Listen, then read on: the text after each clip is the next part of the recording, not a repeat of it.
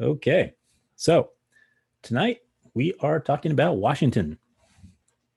Uh, Pretty much as you can see here, you know, of Washington, there's a sizable portion that's over on the east side, um, and we'll kind of be going from the west part of it, over to the east.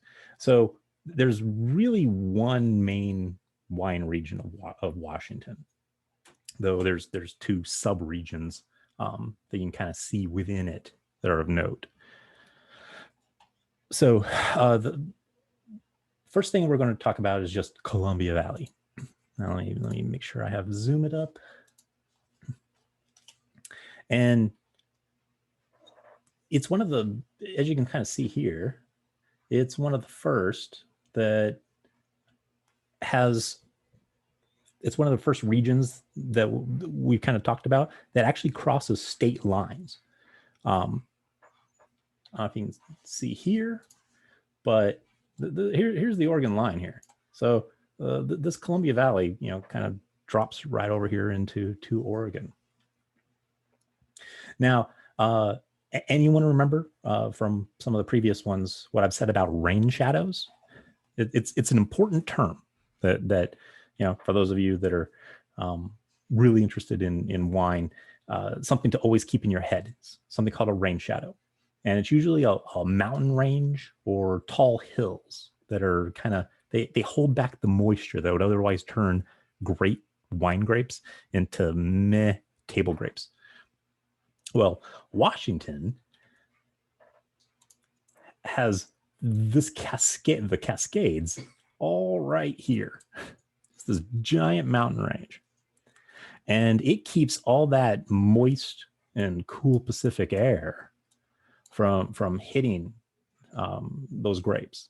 So instead, while you get like kind of dank and dreary over on this side, you get more of kind of like a high desert climate with hot summers and really cold winters over on the east side, with very little rain.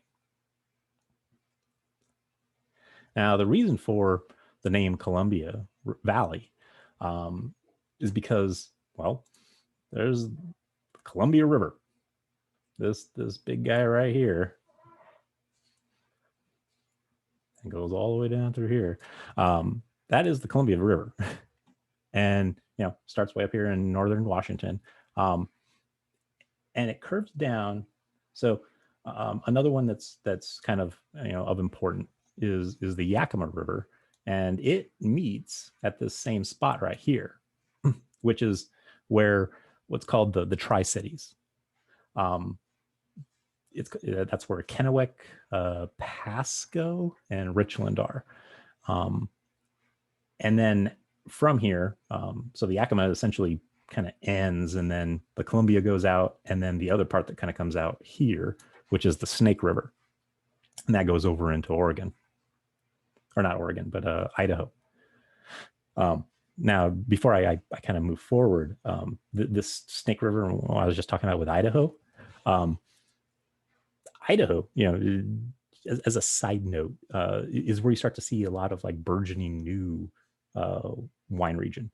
So keep your eye out for Idaho wine, because I bet you start seeing it on shelves in about 5 years.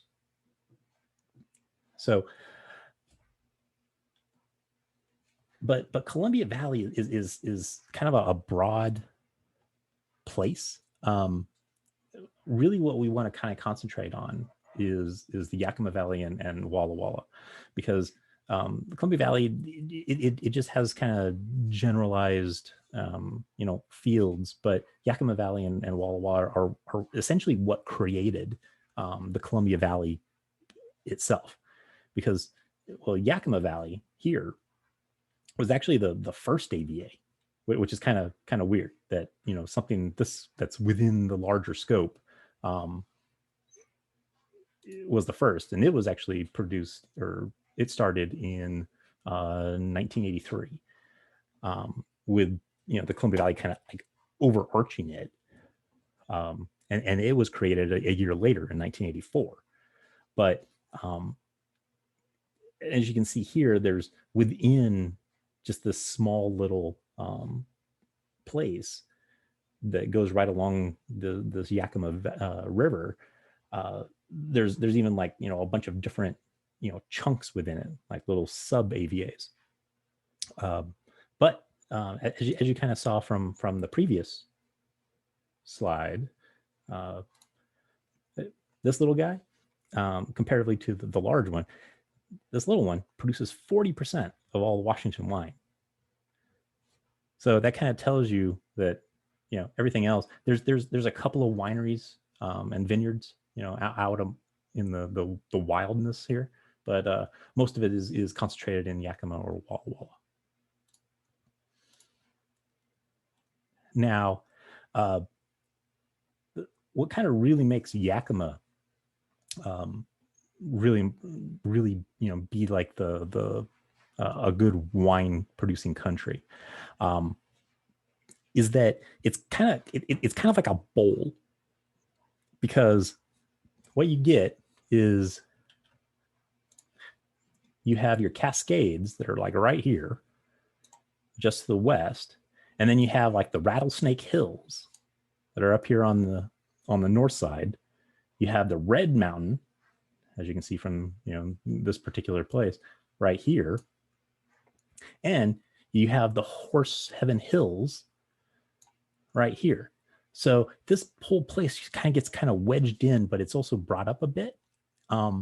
And because of that, it doesn't nearly get the warmth of the rest of Columbia Valley, because it's kind of got this shade no matter where the sun is. And its temperatures are usually about 5 to 10 degrees colder than the rest of Columbia Valley. That temperate difference is why there's a lot more whites that will come out of this region than the reds. Most notable is Chateau Saint Michel, one of the ones that we'll be, you know, kind of drinking tonight. And yes, their winery is over in Woodinville, which is right near Seattle. But all those Rieslings and Chards that they're known for are grown here in Yakima Valley. Not many grapes really grow in a cold and dreary weather that's, you know, on that west side of those Cascades. But that also doesn't mean that there's not reds that aren't grown here.